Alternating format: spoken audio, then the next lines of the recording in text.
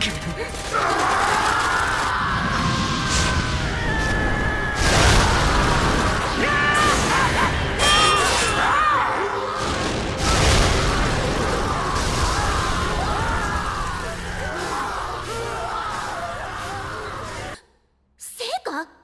無事かい？どうやってここまで？ちょっと無理やりね。So that's it. That's the end of the season for Reincarnation of Strongest Exorcist in Another World.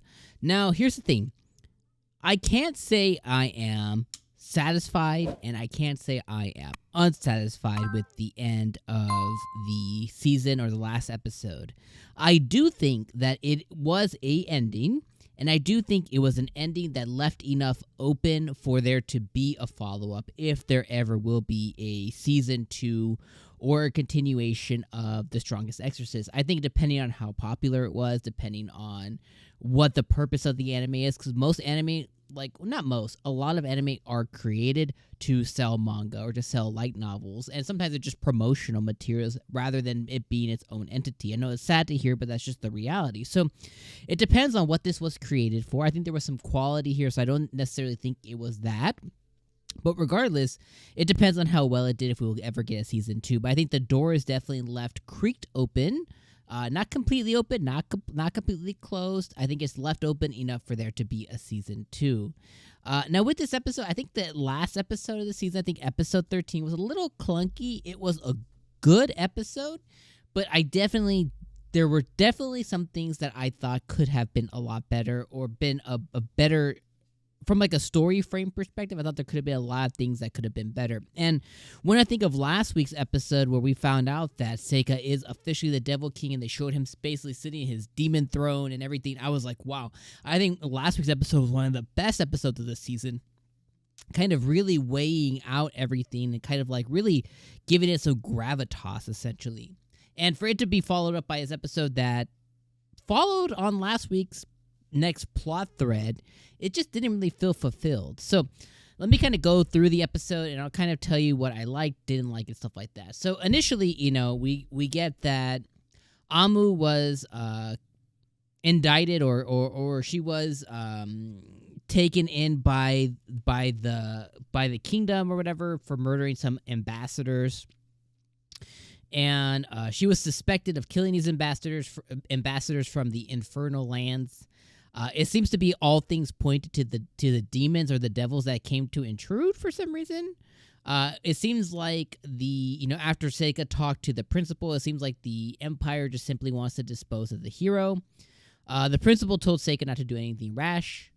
He had a really badass moment where he was like, "Can you define what rash is to me?" And I was like, God dang, Seika. So I liked that. I liked his conversation with the principal.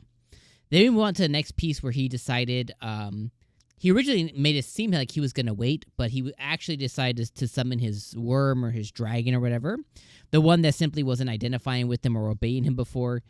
He kind of, exuded his presence and he made the worm go ahead and listen to him. So I was like, that's a badass moment. Then we had a moment where Yuki, the Shikigami, was explaining to him that he really should stay out of this. Like, if he goes after her, there's a chance that he could turn the whole country on him, and he would end up being in a similar situation where he was before. And this man literally said, like, he will erase and eradicate the country if they defy him. And I was like, God dang. And even Yuki was like, yo, what has got you so fired up? And I think that the main thing of it was, and we were introduced to this a little later, is that he just simply loves Amu, right? I think the girls that are in his party, Amu, Mabel, and Aoife especially, I think he just really loves them. And I don't think he's being honest with his feelings. I don't think that he's maybe even attuned to them, maybe even realized that he's so affectionate towards them that, even a 1% chance of them getting hurt or killed or anything in any type of way, he's not willing to accept those odds, essentially. So I think this was really driving him forward. So I'm surprised that Yuki didn't catch on to that or call him out for it, because she has before. But literally, this man said he would destroy a country. So I love that. I love his ferocity. I thought that was a really cool touch to the thing. Then he actually goes and invades them. And, I mean, this dude crushes them. I mean, he literally crushes them with boulders, lights them on fire. He summons some, like, ravenous rabbit and just tears them to shreds. It is insanity. I loved all of that. So here's the next piece is where it begins to kind of fall apart. So I loved all of that. So I would say half of the episode was just like, God dang, this was really, really good. Then we get to the next half of the episode. And the next half of the episode, he goes to he finds 𝐼𝐴, he goes to get her. And then this is where it falls apart for me a little bit. So Gray comes, his brother, and immediately I was like, okay, why is Gray here? And then Princess Fiona appears. And she basically makes it evident to him that this was the moment that she had been talking about during their chess game, that this is the moment that she had talked to him when she left him originally, that like the moment's like, I need you to trust me, and he was like, sure thing, whatever. And that was really like that moment that she was kind of like setting up the building blocks to lead to this specific moment here. But when it came to make a decision, he wasn't able to believe her at all. And through all of this, she's explaining to us, the viewer, that the hero and to him, she's like devil and the devil king and the hero are relics of the past, blah blah blah. She explains to us that 𝐼𝐴 hasn't even reached her potential yet because she hasn't faced such a momentous moment to really draw out her hero power. And apparently her hero power is basically not summoning, but calling upon all the past hero experiences all flood into her, essentially. And she hasn't manifested it yet because she hasn't had a moment, because she's been constantly protected by Seika. At least is what she was trying to imply. And Seika digs a little bit more, and he finds out that the reason that they're trying to quote unquote kill 𝐼𝐴, which it seems like they weren't, is because this could potentially her existence could cause the demons and them to go to war. This could be a reason to go to war, either for their side realizing they have the hero to take on the demons, or from the demons to be so threatened that so it's a political move. But she tells him again and again and again that she won't get killed. This is not the case. So this is where my first issue was for her being all-seeing, for her being able to see the future, for her basically telling us at the end that Seika's personality, his decisions are going to lead to his demise, hinting that she was trying to protect him as well. Why not just tell him she could see the future? This was her moment to tell Seika, if you do this, here's what's going to happen. He already knows that she can see the future. She should have laid it out. Like, if you leave right now, no foul, no play. Here's the next steps that are going to happen. I can see it. This is what's going to happen. And she could have even dropped a hint. Like, if you make this decision now, your potential demise could be prevented. And I think if she just was honest with him, I think he would have maybe made a different decision.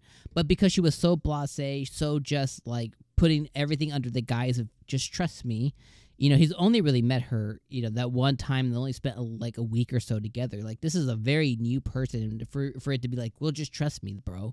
You know what I mean? It's like she needed to give him a lot more.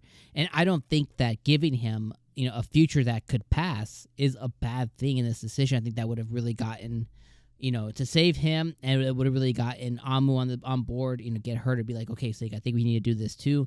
It could have just gone out a lot differently. So that was my first, part that I really didn't like as far as writing, the way it displayed it to us. Then bro pieced out of there, and he got out. He got out with 𝐼𝐴, and it seems like he still didn't tell her the full truth either. And that was another part that I had too. I was hoping that maybe he was going to tell him about his reincarnation, that he did tell her that she was the hero. We wasn't even more upfront, with that. And then the episode essentially ends with Mabel and Aoife finding them, and they had to quit school, and now they're gonna go adventuring with each other and stuff. So the end of the episode was pretty much like hee hee ha ha. It was just fine. It was just okay. So overall, like the episode, I would say 50%, like wow, amazing. The other half, like what are we doing here? You know what I mean? It's like, okay, I just felt like it really let me down towards that last 50% of the episode. But again, if I summed it up, put it all together into one piece, because that's what it is, one piece, solid 8 out of 10. I think it was a solid 8 out of 10 episode. I think overall, 7 out of 10 anime. Lots of potential that it met and then didn't meet and met again, that didn't meet and build me up, pull me down. There's a lot of those moments this season. But overall, I think it was a good anime to watch. I think it wasn't a waste of time. Hopefully it gets a dub, rewatch it once again. I think this is definitely one that would be worth a rewatch in the future. But overall, good episode, good season, good anime. Let me know what your guys' final thoughts are in the comments below. And thank you for spending all this time with me throughout the whole entire winter season. And I'll see you guys in the spring. Peace.